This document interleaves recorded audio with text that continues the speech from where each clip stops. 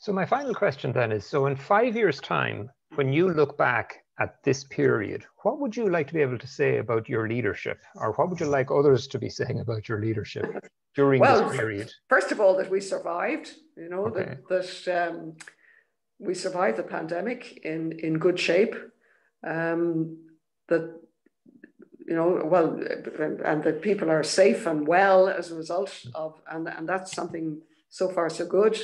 I'm not aware of any of our board members or staff that have caught the virus.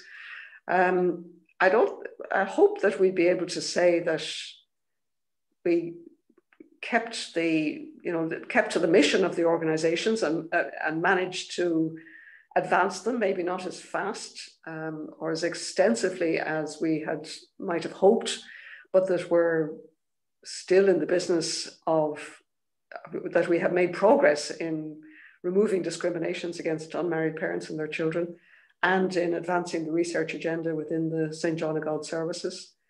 That the board is cohesive and is functioning well, and in fact, maybe even functioning better as a result of the, I suppose, what we might call bonding that was necessitated by the crisis posed by the pandemic.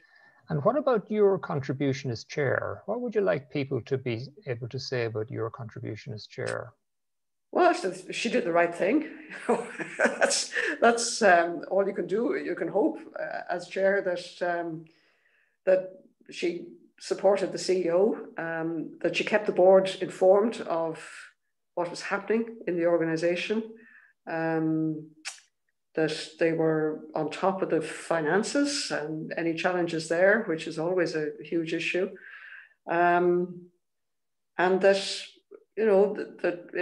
we stuck to our mission, which in both cases we were able to make progress, even if not as fast as we might have hoped.